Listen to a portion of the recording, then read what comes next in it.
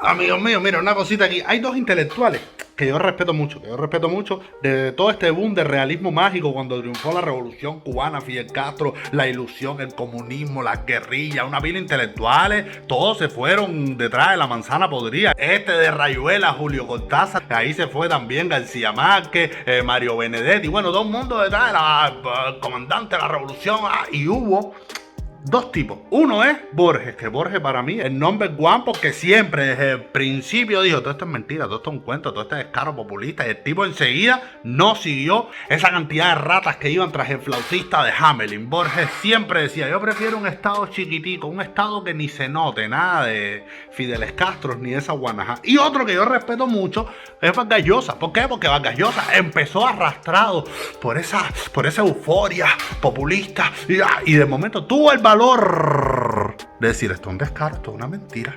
Y miren acá el testimonio de Vargas Llosa. Para mí es muy fuerte. Yo admiro a todas las personas que una vez comulgaron con la mentira porque se la creyeron, para eso son las mentiras, pero después tienen la valentía y la integridad de decir: esto es una mierda, así que yo con la mierda no comulgo porque yo no soy una mosca. Así que mira aquí el testimonio de Vargas Llosa de primera mano de cómo fue ese cambio en él, y sobre todo una entrevista de toda una noche que tuvo con Fidel Castro, con el comandante. Mira lo que este tipo cuenta. Esto es verdad que es un descaro tras descaro el comandante. Miren este testimonio en boca del propio Vargas Llosa. Fui descubriendo que mi idea mítica de la revolución no era exactamente la de la realidad.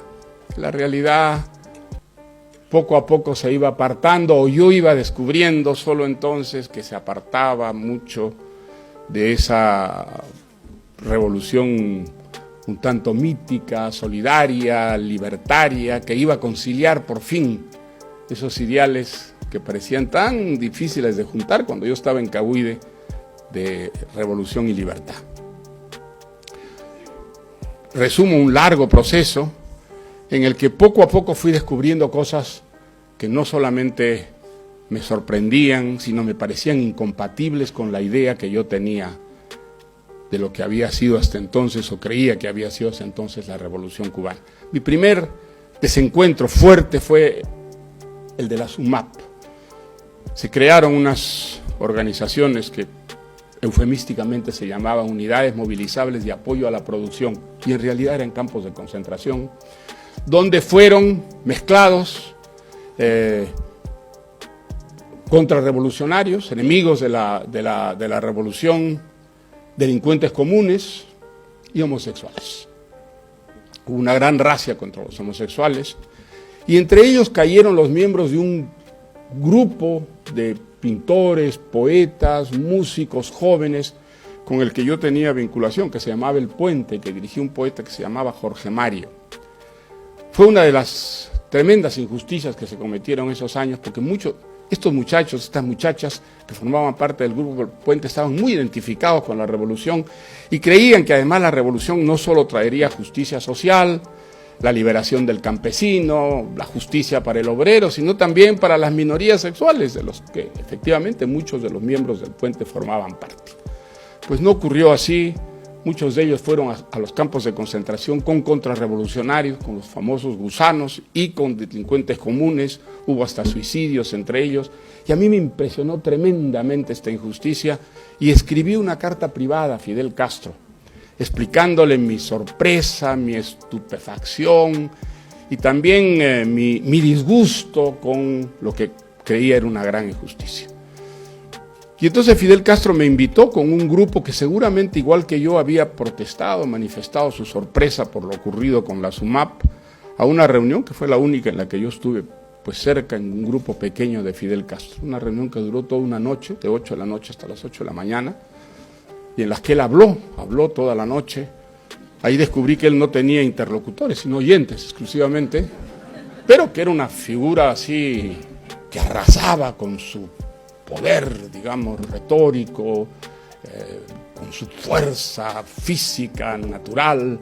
Se paraba sobre una mesa, contaba episodios de la guerra revolucionaria, de cuando en cuando lanzaba adivinanzas: ¿dónde estará el Che? Porque el Che estaba desaparecido, no se sabía dónde estaba, y era realmente muy, muy difícil dialogar con él, pero sí en algún momento, alguno de nosotros, éramos unas 10 personas allí, metió el tema de la SUMAP. Y entonces él dio una explicación, él dijo, bueno, se han cometido injusticias, pero hay que entender los becados, hijos de guajiros, humildes chicos que llegan a la ciudad y caen en manos de los enfermitos, llamaba enfermitos a los homosexuales. Y entonces hay que comprender esto, no puede ser, había que parar esto de alguna manera, y entonces pues se van a corregir las injusticias.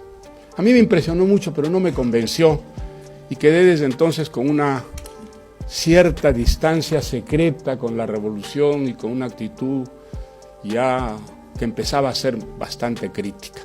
Eso se agravó cuando Fidel apoyó la intervención de los países del Pacto de Varsovia en Checoslovaquia.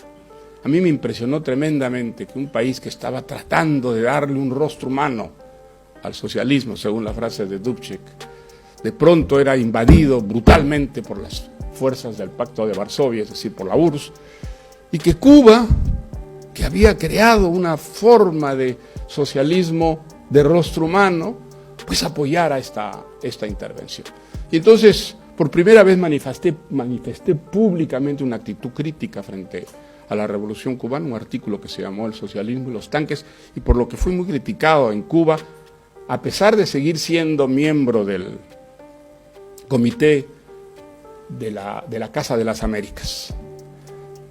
El punto de ruptura fue el caso Padilla. Ustedes seguramente recuerdan, Padilla era un poeta, un muy buen poeta, que prácticamente dejó la poesía para militar por la revolución. Se entregó enteramente a la causa revolucionaria, llegó a ser incluso viceministro de Comercio Exterior de Cuba, y un buen día, hacia fines de los años 60, comenzó a hacer algunas críticas dentro de Cuba a la política cultural del régimen, sin para nada poner en cuestión la revolución con la que se sentía totalmente identificado. Pero empezó a hacer algunas críticas, digamos, a la política cultural, polemizó con otros escritores que defendían la línea cultural de la revolución. Y yo lo vi a Padilla pocos días antes de que lo encarcelaran. Estaba en un estado verdaderamente de exultación casi histérica, se sentía acosado, tenía la impresión de que en cualquier momento le iba a ocurrir lo que efectivamente le ocurrió. Y a mí me impresionó mucho verlo, sobre todo a alguien que había estado tan identificado con la revolución que llegó a dejar de escribir poesía para entregarse a ella y que de pronto se encontraba al borde de la disidencia.